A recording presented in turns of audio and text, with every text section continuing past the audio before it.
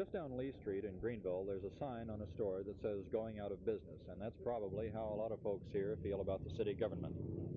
Within the past week, 3 members of a 5-man city council have resigned, and just this afternoon, a petition was filed with the city clerk to recall the remaining 2 members.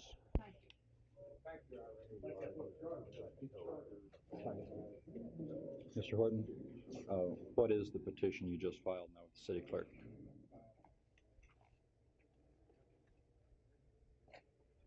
This affidavit is made in the purpose of initiating the recall procedure against Sybil Maddox, Mayor of the City of Greenville, Ed B. Williams, Jr., a city councilman, and Ed Rackley, a city councilman. And then it goes on to list the grounds which removal of the mayor and member of the city council above. Thank you. What do you hope to accomplish with this? You can read it in here, so speak for itself. One more question, sir. Does the resignation of Mr. Rackley affect this, or do you know? I don't know. The spate of resignations was triggered Thursday when City Councilman Gary Whitlock resigned, and today I talked to Mr. Whitlock about his reasons. I felt that we were involved, and I was very much involved in a political rat race.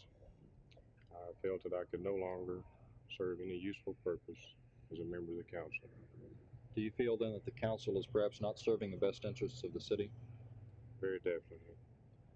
2 other councilmen have resigned now, leaving a total of 3 vacancies on a 5-man city council. Do you have any political plans for the future? Will you perhaps run again for a seat? I don't have any plans for the immediate future, but I would be happy to serve my city again, but I don't think it would be in the next 2 or 3 months. The same day Whitlock resigned, Thursday, Dr. E.U. Sprinkle resigned, giving us his reasons, business. And just yesterday, Ed Rackley resigned, giving us his reasons, health. This leaves the mayor, Mrs. Sybil Maddox, and 1 other councilman to preside over the city. Mrs. Maddox talked to us today about the situation with the city council. Well, we have several vacancies, and we had made an appointment for Dr. Sprinkle's chair, a gentleman by the name of Mr. Garland Treadway, but we have received word from Mr. Treadway today that in the face of the opposition that he would not wish to serve. And we will have a special meeting to accept Mr. Treadway's resignation. And we received a copy of Mr. Whitlock's resignation yesterday. He was kind enough to send us a copy. And we will call a special election. Do you know yet when that election will be? Well, after the election is advertised, it's a process of 30 days. Mrs. Maddox was elected on a reform ticket about 3 years ago, and since then opinions seem to have been divided. Saturday, in a city charter amendment election, most of the proposed amendments were defeated by ratios as high as 7 or 10 to 1. Many people seem to feel that this is a vote not against the amendments themselves, but against the city council.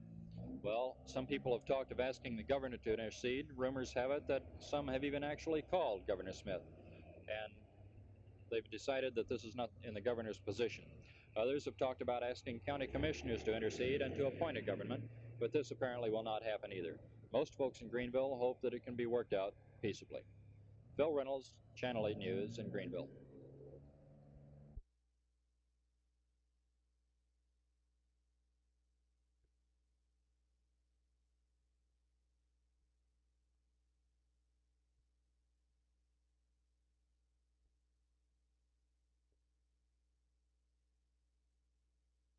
In the old days, you had the basis for investigating an organization which represented an agent of a foreign government.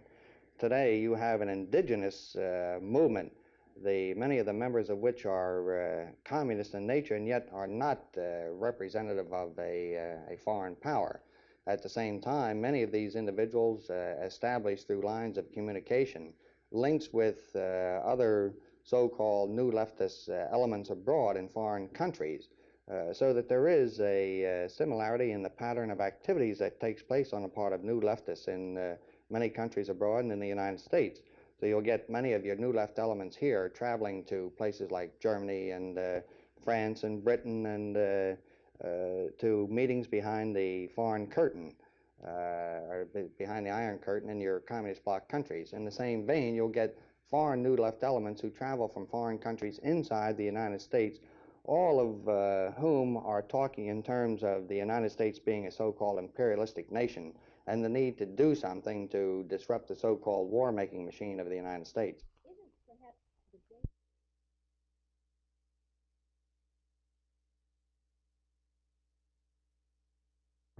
Mrs. Connell, this is in regards to your letter dated the February the 14th, in which you state that the railroads and the bus companies have built their own stations and pay property tax on them. If these public transportation companies do this, why don't the airplane companies do the same?